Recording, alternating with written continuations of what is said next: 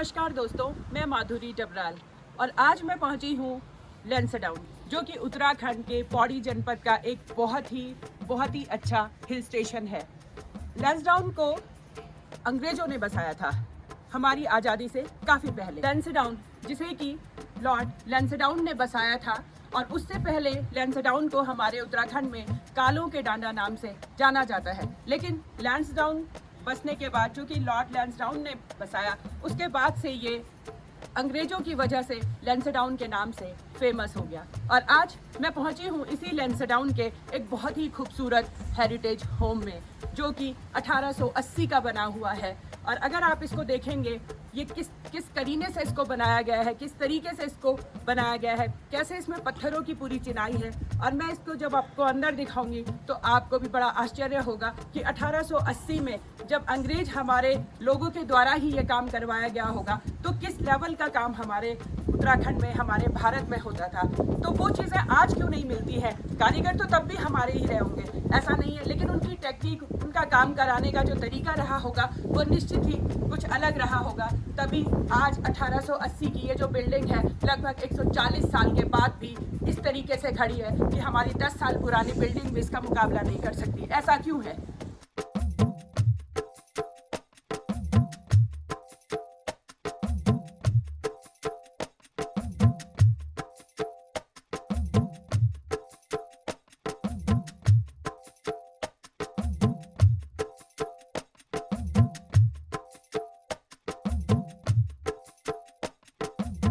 ये जो heritage home है, ये लैंसडाउन जो कैंटोनमेंट एरिया है उसके अंतर्गत आता है।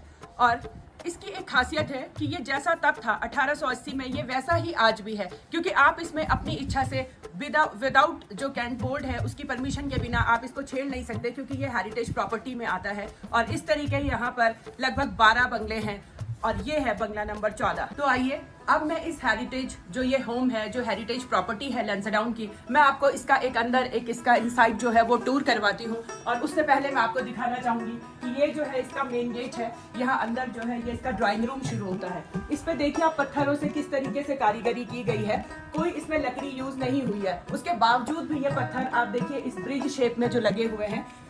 और ये है इसका दरवाजा, ये तभी का है, 1880 जब ये बना था ये तभी का है। आप इसमें इसके ये देखिए ये किस तरीके से इसकी कुंडियां हैं। और ये तो इसको देखते ही यहाँ पर जब आते हैं तो एक फील अलग सा ही आता है। और वाकई में ये एक हेरिटेज प्रॉपर्टी ही लगती है जब हम इसमें एंटर करते हैं, इस प्रॉपर्टी में आते हैं। तो आइए अब आपको दिखाते हैं इसके अंदर, एक टूर करवाती हूँ मैं आपको प्रॉपर्टी। तो ये है इसका जो ड्राइंग रूम है, जो मेन रूम है, जहाँ से एंट्रेंस है इसकी।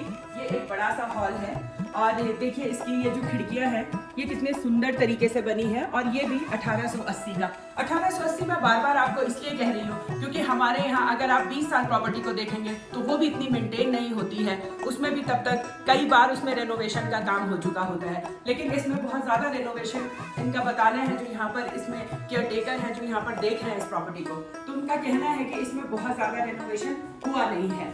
ये है इसका फायर प्लेस और ये बहुत ही सुंदर है। लगभग इस प्रॉपर्टी के हर रूम में फायर प्लेस बना हुआ है। और ये देखिए कितने सुंदर तरीके से बना है, कितना अच्छा वुडन वर्क इसमें हुआ है। हमारे यहाँ आप देखेंगे कि 5-7 साल में ही लकड़ियों पर दीमक लगना शुरू हो जाता है, लेकिन ये जो है 1880 से आज भी इसी तरीके से खड़ा है। ना कोई इसमें दीमक है और ना ही इसमें कोई बहुत ज्यादा ऊपर से कोई फिनिशिंग, कोई पॉलिशिंग इसमें हुई है।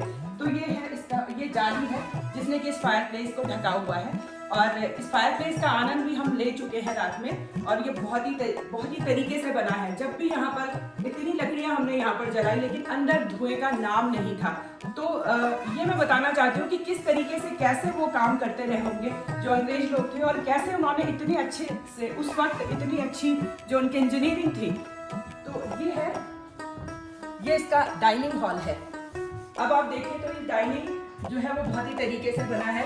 ये जो डाइनिंग टेबल है ये भी 1880 का है। इसमें कहते हैं, इनका मानना है कि बस इसमें जो नीचे, क्योंकि ये बहुत हैवी था तो इसमें सिर्फ टायर का इन्होंने वर्क करवाया है। अदरवाइज ये टेबल आप देखेंगे ये 6 लोगों के बैठने का है और बहुत तरीके से बनाया गया है। ये इस डाइनिंग हॉल का फायर प्लेस है, जैसा कि मैंने आपको पहले भी बताया।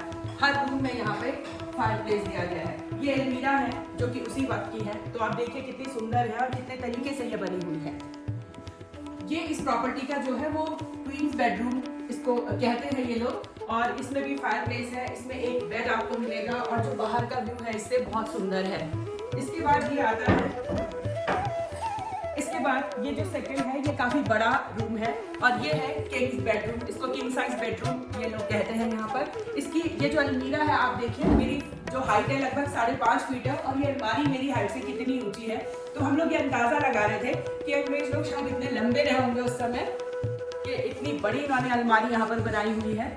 और ये इसका एक जो बेड है, यहाँ पर इसका फायर प्लेस और इसका ड्रेसिंग मैं आपको जरूर दिखाना चाहूंगी, बहुत ही सुंदर है। जो ये किंग साइज बेडरूम है, इसका जो ये ड्रेसिंग है ये बहुत ही खूबसूरत है, बहुत ही अच्छा। देखिए कितना बड़ा है, तो ये मैं आपको जरूर दिखाना चाहती थी क्योंकि हम लोग कल से इसे एंजॉय कर रहे हैं। इसमें एक अटैच वॉशरूम है और यहाँ से खिड़की से बाहर का व्यू बहुत सुंदर है। किंग साइज जो ये बेडरूम है इसके साथ आप देखेंगे तो एक तरफ अटैच वॉशरूम है और दूसरी तरफ ये इनका ऑफिस प्लेस है। ये जो है इस हेरिटेज प्रॉपर्टी का किचन है जो कि तभी का बना हुआ है। अभी ये आज के टाइम में ये इसको एक गोडाउन की तरह यूज करते हैं, बट इनका कहना है कि ये तब का किचन है। और देखिए कितनी खूबसूरती से इसका जो चूल्हा है वो देखने लायक है, बहुत सुंदर है। इस प्रॉपर्टी में आने के बाद मुझे एक बड़ा जो अच्छा अनुभव हुआ वो ये था कि अंग्रेज लोग कितने तरीके से प्रॉपर्टी के लिए अपने या बंगले के लिए जगह ढूंढते थे। अगर आप इस प्रॉपर्टी को देखें तो मुझे लगता है ये लैंसडाउन की सबसे खूबसूरत और सबसे जो विहंगम दृश्य यहाँ से आता है, मुझे नहीं लगता किसी और प्रॉपर्टी से आता होगा। अगर आप इस तरफ देखिए, सामने जो आप देख रहे हैं जहाँ पर कि कुछ सैलानी हैं, कुछ टूरिस्ट हैं, तो वो है लैंसडाउन का टिफिन टॉप वाला पार्ट। जबकि लैंसडाउन का टिफिन टॉप जो है वो बहुत खूबसूरत माना जाता है, लेकिन आप और कहते हैं जो टिफिन टॉप होता है वो सबसे ऊंची जगह में होता है शहर की, लेकिन हम जिस प्रॉपर्टी में हम खड़े हैं ये टिफिन टॉप से भी ऊंचा है। तो आप देखिए कितने तरीके से वो लोग अपने लिए जगह ढूंढते थे।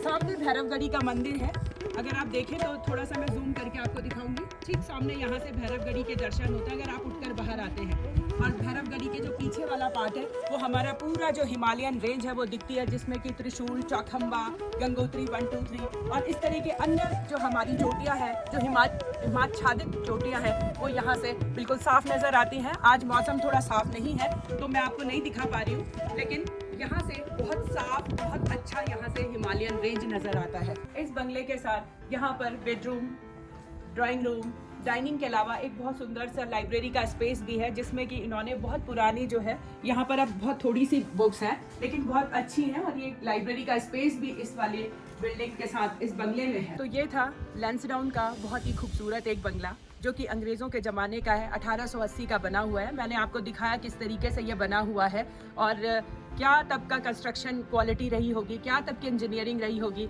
और किस तरह से उन लोगों ने हमारे ही लोगों से हमसे इतना अच्छा काम करवाया जिसे कि आज हम खुद अपने लोगों से ही नहीं करवा पाते हैं। तो बहुत खूबसूरत ये जगह है, बहुत ही अच्छी प्रॉपर्टी है। ये हमारे फैमिली फ्रेंड थे तो हमारा सौभाग्य था कि आज हम इस प्रॉपर्टी में आए, हम यहाँ पे रुके और हमने देखा।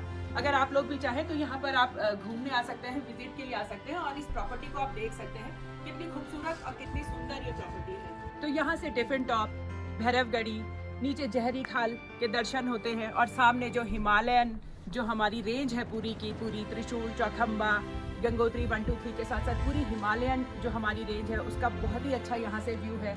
और इसके साथ ही हमें देखना होगा कि ये जो हेरिटेज प्रॉपर्टी है इसमें जो 1880 की ये जो प्रॉपर्टी बनी हुई है इसमें जो है आप अपनी तरफ से कुछ नहीं कर सकते हैं। शायद ये जो हमारी हेरिटेज प्रॉपर्टीज़ के कंजर्वेशन के लिए हम अपनी तरफ से कोई इसमें कुछ नया ना कर सकें, इसके लिए गवर्नमेंट के इसमें लॉज हैं कि आप अपनी इच्छा से आप इसमें सिर्फ आप इसको यूज़ कर सकते हैं। आप इसमें कोई कंस्ट्रक्शन वर्क बिना गवर्नमेंट की परमिशन के नहीं कर सकते हैं। तो इस तरह की हेरिटेज प्रॉपर्टीज़ हमारे इंडिया में संरक्षित है और आप आकर उन्हें देख भी सकते हैं। तो बहुत धन्यवाद।